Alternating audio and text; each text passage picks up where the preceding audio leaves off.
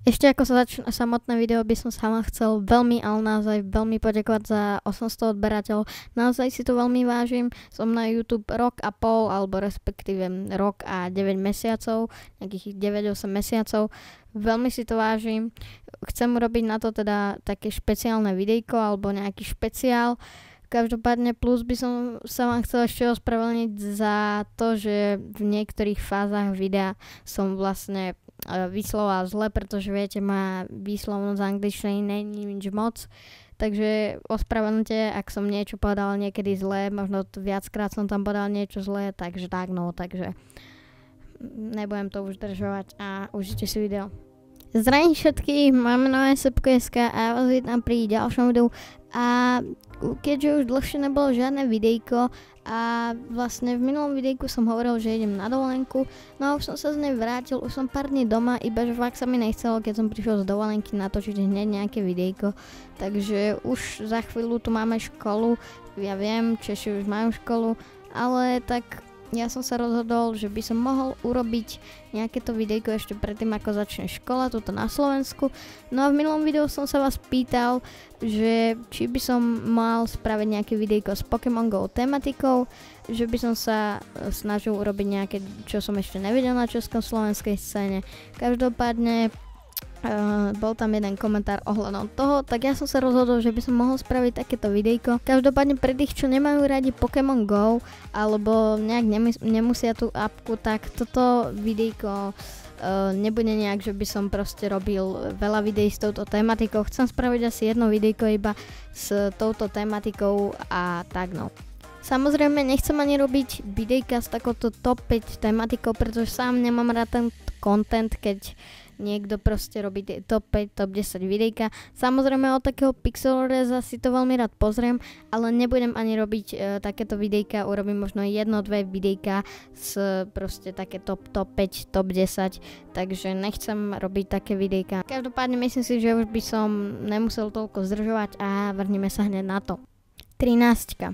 13. najhorší Pokémon v Pokémon GO je Krabby. Krabby je Pokémon vodného typu, dosahuje maximálne 792 CP a Krabby sa môže vyvinúť na Kinglera, čo je jeden z veľmi dobrých vodných Pokémonov. Krabby sa často vyskytuje u jazerách, no a myslím si, že je to jeden z dosť častých Pokémonov aj na Slovensku. 12. Mňau. Určite tohto Pokémona poznáte, ak ste sledovali seriál Pokémonov, že to je vlastne taký člen, alebo neviem ako to povedať, rakeťákov a určite ho teda poznáte. Vlastne rakeťáci mali iba 3 Pokémonov, Ekensa, Kofinga, no a práve Mňaua. Mňau je Pokémon normálneho typu, dosahuje maximálne 756 CP. A Mňau sa vyvinie na Persiana, čo je taktiež veľmi dobrý Pokémon. 11. Pidgey. Pidgey patrí medzi naozaj, ale naozaj veľmi častých Pokémonov. Pidgey je napol normálny typ a napol lietajúci typ. Pidgey dosahuje maximálne 680 CP. Pidgeyho môžete v Pokémon GO získať z 2-kilometrového vajíčka.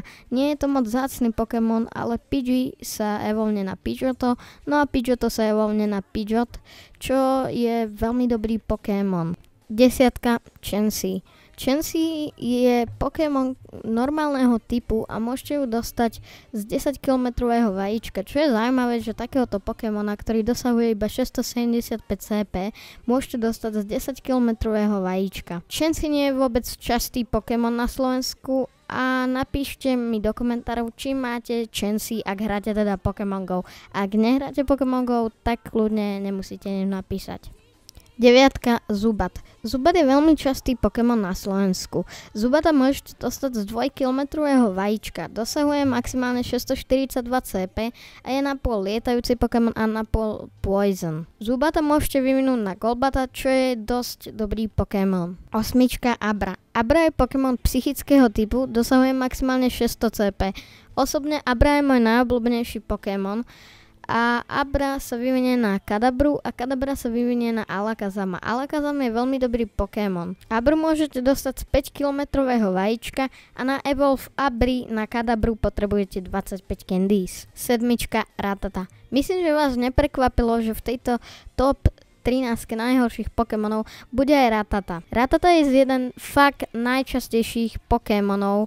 Rattata sa vyvinie na Raticate a Rattata dosahuje maximálne 583 CP.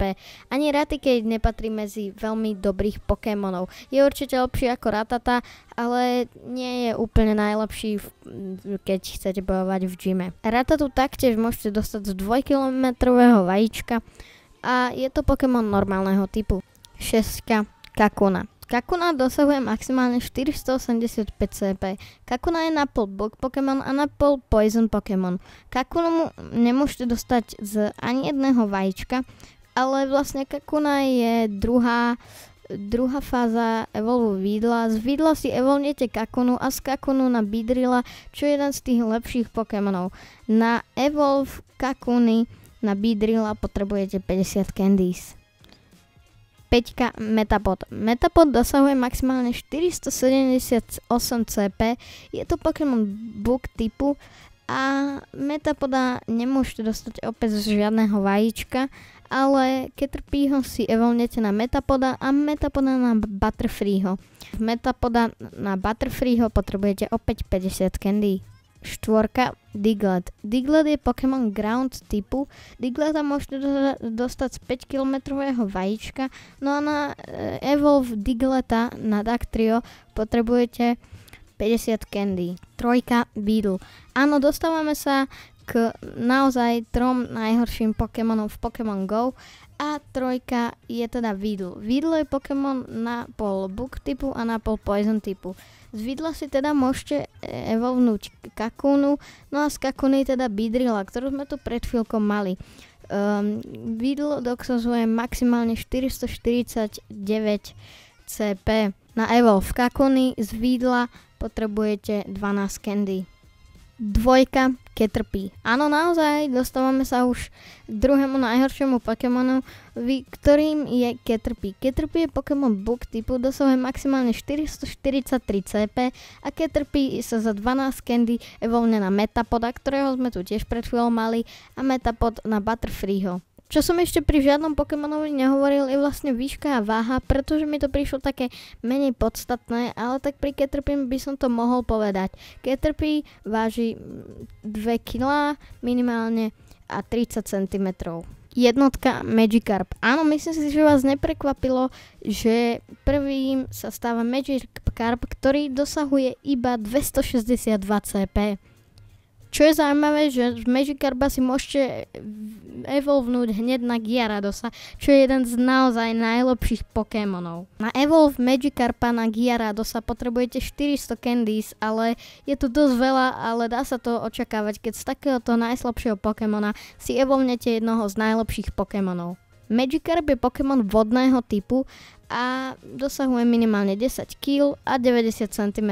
Môžete ho dostať z 2-kilometrového vajíčka. Čo je taká zaujímavosť na Magikarpovi, tak ak ste sledovali pokémonský seriál, a jeden diel bol vlastne o tom, že Jesse James vlastne kúpil Magikarpa, pretože taká loď proste padla a oni si mali zobrať svojich vodných Pokémonov a mali vyplávať na úplný breh, iba že oni nemali vodného Pokémona, no a mali jediného Magikarpa. No a čo je na ňom zaujímavé, že vlastne nevie ani plávať a nedá sa vlastne ani jesť, pretože je iba, jeho telo je tvorené iba zo šupín. Ďakujem vám pekne, ak ste si pozreli toto videjko. Samozrejme môžete mi zanechať aj odber, ak ma chcete sledovať aj naďalej, a môžete mi zanechať aj like, ak sa vám toto video páčilo. Môžete to zdieľať, napísať nejaký názor, čo si o tom myslíte, o tomto videu.